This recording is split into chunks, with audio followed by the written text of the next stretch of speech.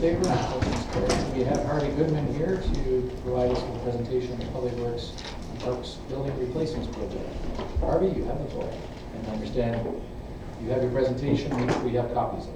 Yes. Okay.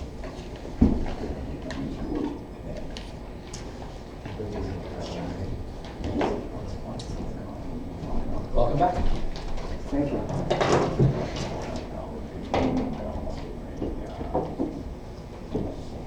So I'll just give you a quick idea of the agenda. I've committed to run through this in about 10 minutes or so I'll just pick up the highlights. Run through the background, the design team, the design itself, and the cost estimate. If you can't hear me, let me know. So the background. In 2011, RDH was retained by the town to do a review of the existing public works building, including public works yard, including the public works building, the parks building, and the hazardous materials building. We interviewed the staff, we evaluated the town's current needs, we evaluated through interviews with the staff the town's future needs, and by future we define that as being in the succeeding 20 years to prepare you. Whoops. Wow, that was quick. Well, thanks, Harv. That's a great way to get it. Okay, I guess I'll just hit the button once. So in January we issued a 34-page report. So it went through everything, that's all documented, all the details of the condition of the existing buildings and the interviews with the staff and what your current and future needs are. And the conclusions from that were that there are staff safety issues, the facilities are undersized for your current needs, and it doesn't meet the current code requirements for lateral loading, that is earthquake and wind. Extensive upgrades would be required to meet those loadings. You might recall that your buildings, most of them were built in 1976 by volunteer labor under a federal government works program. So you can imagine the changes that have happened since then. So the recommendation was to replace the parks building with a new one that addresses the current and future, longer-term future needs. A similar recommendation for the Public Works building. If the sun wasn't quite so bright, you'd be able to see the condition of that building. And for the hazmat building, it was recognized that there weren't safety issues there. It's close in size to meeting your needs, but it doesn't quite meet the current code requirements for lateral loading. So modest upgrades would be required if you want to upgrade that building, and the recommendation was either consider upgrading the hazmat building or take out of it the materials that you store in there that are critical for you after a significant seismic or wind event, and put that into some new buildings. So the report has a table that summarizes the conditions of each of the three buildings: the Public Works building, the Parks building, and the Hazmat building, and is a summary of the conditions that we find there, including the current sizes of the buildings and whether those are adequate for your current needs, and what the optimal current sizes are, and the optimal future sizes looking forward 20 years. It also talks about the exterior conditions of the walls, and they were all sound. It's just that the buildings don't meet your other needs. So based on those conclusions in the report and the recommendations, it then went on to present a concept plan and an estimate for new facilities for the Public Works yard. And the concept plan allowed for the demolition of the parks and the Public Works building, the construction of new buildings with a total floor area of 21,000 square feet, and an estimated cost at that time, and this was almost 2 years ago, of close to $5.2 million. Now, before you drop dead, our current work has estimated a lower figure because we've gone through the details more, but I'll show you that in a moment. So, after consideration of the information and the recommendations in the report, the town authorized us, RVH, to form a design team and prepare a preliminary design for the new facilities and arrange for a cost estimate. So we put together a team, and the team, to form the team, just for you to know, we issued a public invitation for expressions of interest, and we specifically informed the local designers so nobody kind of missed out an opportunity.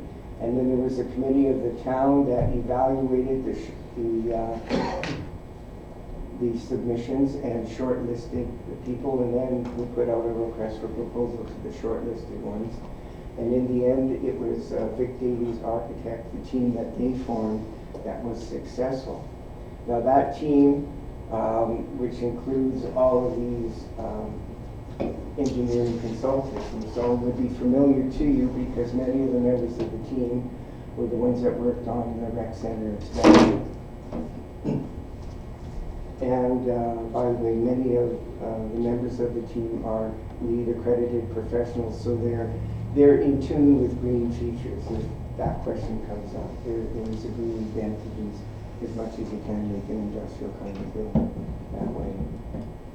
So the design itself, well, as background, just to remind you, with Guthrie there, north there, and Torrance on the side, and Highland Park is down at the bottom, the property that you own is all of this. This portion of it is your former garbage dump and a fill area. And this portion is your current public works yard, and it's fenced. The parks building is what I just circled there, and the public works building is circled there. That gives you an orientation.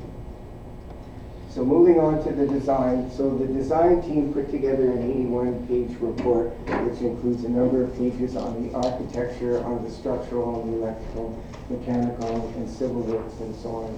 That report's available to you if you're having trouble sleeping one night.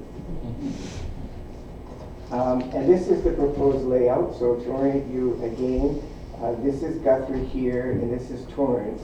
And this is that area that I showed you that was fenced in. The existing buildings are shown in dotted. That's the Public Works building, and the Parks building is in there. And the new buildings are what you see. I know that color is purple. I don't quite know how that looks to you. So the proposed new design has 3 buildings, and I'll go through the reasons for that, but to show you where they are, there's what we call Block 1, which is the new Public Works building. Block 2 is the new Parks building, and Block 3 is the Administration building. The reason for zeroing in on this portion of the site, if you can see a little bit, there are contours there. The site slopes off fairly steeply in that direction, but this area of the site is quite flat. All of the existing services come in either on Torrance or Guthrie. So building in this area is relatively easy, and we don't have issues of pumping sewage and so on. Also, if you're in this corner, it makes for easy public access. So we have an administration building here with a fenced site, and the public can access without going onto the property. So that's useful for safety and security control. We have located the buildings so that to a certain degree, while construction is going on in a sequence, operations can continue. So not everybody has to move out for 6 or 9 months while things are being built. We're trying to minimize disruption. For example, the Parks building would come down first, and the new Public Works building would go up. And then portions of the Public Works existing can move over into that while that's being demolished. That's one of the reasons, or another reason for choosing this portion of the site. 3 buildings were chosen as the optimum because there are different demands in different structures. So the Public Works building has to have long spans and be quite tall to accommodate the vehicles that park in it. So that will be, in our proposal, a steel frame building, which is quite economical. But the other buildings don't have to be tall, and they can be in wood frame, which is suitable for local construction and local materials and so on. So that's how this developed into the 3-building concept and into this portion of the site. To give you an idea of what the buildings are likely to look like, this is the proposed Public Works building, and this would be the main elevation at the bottom, the west elevation. You can see a whole bank of overhead doors, oversized overhead doors, to accommodate the Public Works very, very large equipment. A lot of that equipment needs to be parked out of the rain and out of the cold because of the materials that it stores. It then also includes a mechanic shop through those bays and a carpentry shop in this area. It replaces what you have, and it accommodates roughly what you will need in the future. You have basically about 10,000 square feet now. It says in the report what you really should have now, something like about 13,000, if I'm recalling correctly. This new facility would be just over 20,000 square feet. And a lot of it will be used right away, actually. So in plan, as I described, there's a portion for storage of your heavy machinery, there's the mechanic shop, and there's the carpentry shop. Moving on to the Parks building, I'd like to sort of tease Al and say that the Parks building, although it doesn't look too bad, is really like a big horse barn. It's quite simple, and it's wood frame, and it's fairly low because that's all the needs are. And so we really are trying to keep the cost down and not give you more than you need to have. And in plan, it has some open storage, which may not be heated, and a moderately heated storage for equipment that's sensitive to that, and a parks workshop. Moving on to the administration building, and I think that it's not a bad looking building, but I'm an engineer, so what do I know?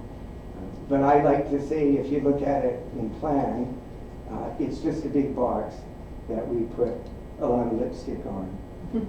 And but it's a good looking building, and all of these buildings are low profile, so it has as small an impact on your visual scape as possible. So in plan, this building also just has the basic things that you need, which is a general office area and an area to receive the public. It has offices for the Public Works section. It has proper rooms for your computer control systems and storage, proper storage for your drawings, a first aid room. It has change rooms for your staff, including drying racks so they can dry their equipment. It has lunch rooms, which are really also staff training rooms and have been sized after a great deal of discussion, sized appropriately for that, which is really good. And then a portion for the Parks Department. It's also got as a small point, it has a washroom that's handicap accessible for the public. So the cost estimate. And this is based on the CompuServer, who took 2 runs at this. The last run was just a few days ago. The October 18th cost estimate, in terms of hard costs, this is a summary of what the costs are for the various buildings, including demolition. And it gives in the right-hand column the dollars per square foot. You can see that these costs are all below $200 a square foot, which is quite reasonable. There is credibility in these numbers because this is the sort of thing that we achieved on the rec center with the same design team. So if you go through that story, you can see the various points in there. In terms of an overall projected cost, and including a 10% contingency that's been built in, there's the original estimate in the report that we did that started this, and there's the estimate that we just have right now. And the cost as are projected are a little bit lower than what we had projected almost 2 years ago. The proof is always in the detail and the tendering, but we seem to be heading in the right direction. And we have had lots of discussions, and if the project continues, we will have a lot more discussions with staff to make sure that they get what they need, but not more than what's essential. So in terms of the next steps, it's your decision, but these are our thoughts. It's recommended that the town confirm the target budget for the project, and that's what we would have to work towards. That you authorize the design team to proceed with the tender drawings with the objective of tendering by mid-January, so we can get started in the spring of 2014. It will be completed in 2014. Because of the sensitivity of the soils out there, you really want to do your groundwork in the drier season. And the design team continue to work with the staff to identify cost-effective ways of reducing the cost while maintaining the current basic program. A lot of work has been done on this program, and it seems to be what you truly need off into the future. And upon tender closing, if necessary, we would work a little bit more on seeing where cost savings could be achieved. All right, thank you. Questions and comments from members of council? Show your hands and carry on from there. Tom? My question is maybe more directed towards staff, but you've got a staff lunchroom come training room for the public works and for the Parks Department. What's the likelihood? I mean, do all our staff congregate for lunch at the same time? Or do they, I mean, aren't they out on the job having a bag lunch? I could answer that, but I think it would be more credible if Alan Shelley answered it. Most of our crew come back to the workshop for lunch now. Really? Same as ours. Okay. So we probably lose a half an hour a day. I mean, they got to drive back to the lunchroom to get there by noon, and then they got to drive back to their. Well, in my experience, there's not many sites within our workshop that are less than 10 minutes away at the most that we work in, unless we're out of town. Okay. Patty? Just for clarification, so I'm not clear on the hazmat building, what's actually happening or not happening, or? Well, that's fine. I didn't address that. I didn't want to take too long, but it's a good question. There were only some things stored in the hazmat building that were deemed to be important, critically important, if we have a major seismic or wind event.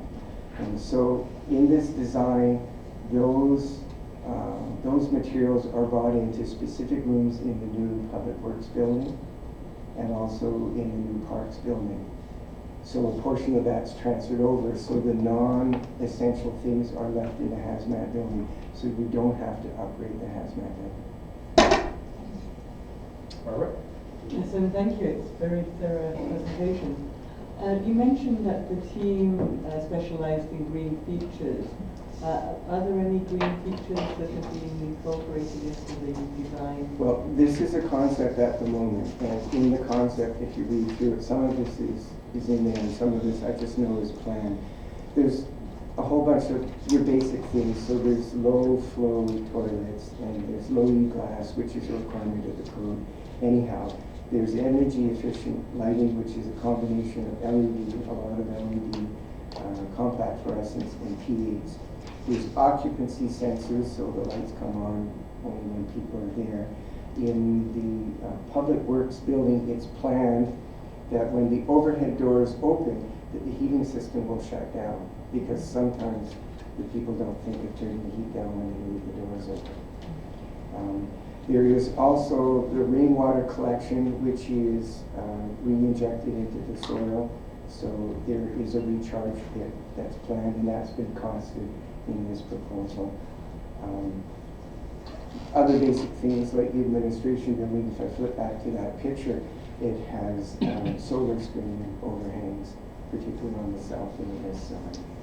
And a lot of lighting, just natural lighting features, and heat pumps.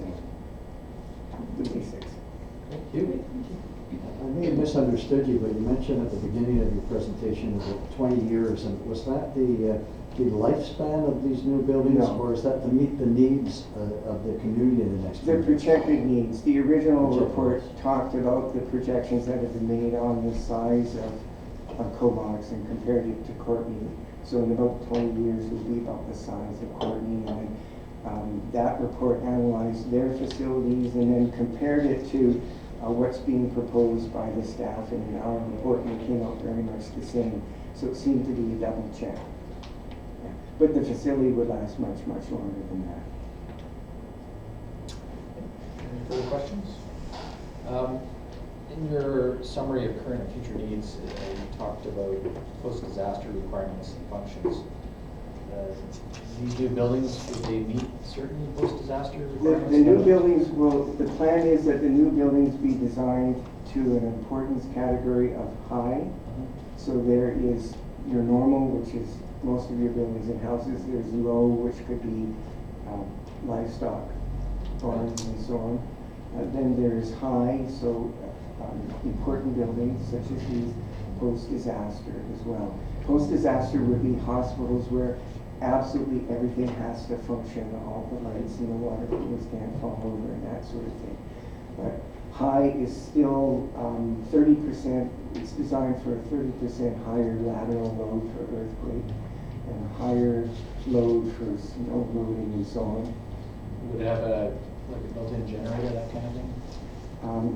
It will if you need it, but in the discussions in our design meetings with the staff, it was concluded that in many portions of the project it's not needed. So we're building it if upon further review it's needed.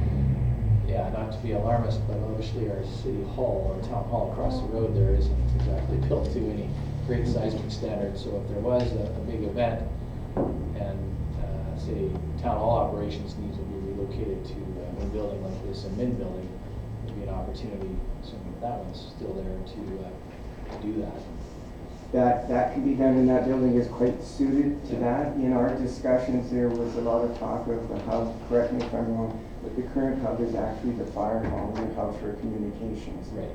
not the town hall. And so there was discussion about should the admin building become a hub of any sort. Okay, thank you for that. So CAO, next steps then, when does this come back to council? We'll be bringing this back to council, to the council meeting on November 6th. Don will be providing a report in terms of the financing strategy that we can employ this, as well as recommendations for a target budget to shoot for. And we'll be looking for some decisions if we can on that date. All right. Certainly, I understand that you'll open to any questions between now and then. Absolutely, sir. Good. All right, thank you, Harvey, for bringing that presentation, and staff for bringing it forward. All right, we'll move on to departmental reports. At page 3, we have the Planning and Building Department report, quarterly report. Move receipt. Receipt then, all those in favor? Motion's carried. Any comments or questions, concerns? Planner is here. Yes, Planner? I don't know if the planner is able to answer, but I was just curious to see that there's already been some DPs on coach houses. Wondering if you could comment on that. So those are two properties both on Lazo Road, so they have the existing R3.3 allowance for coach house. So they're not the resulting or urban. Just tree issues or environmental, is that what you're saying? Yes, those would be both in that area, I believe, both environmental. Go ahead, Matt. And then just on that same page, the Comox Bay land investment, so it's over 5 years. And how long does something like that last? Does it have a time span? Does it have a lifespan? Does it have a... Waterfront hotel, you think? Yeah. Yes. In effect, they're quite stale dated. that does present a difficult situation because the public notifications and the public comments were quite some time ago. What we're supposed to do in the future is when we have applications such as those is to present recommended timeline in our reports such that the outstanding items are completed by a set time. And if not, then the authorization to issue lapses. Because right With that now. being said, there has been a new application that you're reviewing for that site. Yes. So there's nothing legally binding us to do anything or to not do anything with it? No, I mean, given the amount of time it's on right now, their legal status is questionable. We were looking at recommending rescinding ones. However, the applicant did indicate that in terms of their financing and ability to bring forward the proposal, that would negatively impact us, so we excluded. Yes. And just one more on that same page. I just wanted to say that I noticed the campground improvements that DP has been done. And I just have to say, every time I go past that campground, it is such a nice addition to the town. And I'm so proud that I can recommend people go stay there. And yeah, really nice addition to the town. Yeah, it's good. Anything further on the planning board report? Seeing none, we'll move on. Page 13, we have for receipt the third quarter financial statement report. Move receipt. Second. All in favor? Motion's carried. Director of Finance is here to answer any questions, comments, concerns that council may have. Seeing none, then, okay. Thank you for the report. And then at page 23, the staff report on the expansion of the intermunicipal business license program. And the recommendation is that bylaw 1762 as drafted before the council for first, second, and third reading. Move. Second. Any discussion? No? I'm just curious why, actually, it's a good rationale, why taxi services are excluded right there. It seems like a taxi would go into all different areas up and down. My recollection is there's specific provisions in the charter that deal with business licenses for taxis, which There's is why. something else. that Yes. It's governed by covers it. passenger transportation. Which governs their license. Okay. Thank That's you. the recorder system. I do recall. Anything else? All those in favor? Motion's carried, so I'll come to the November 6th meeting, I'm assuming. Yes. All right, that is our agenda for this afternoon. Motion to adjourn. Move. Second. All in favor? Motion's carried.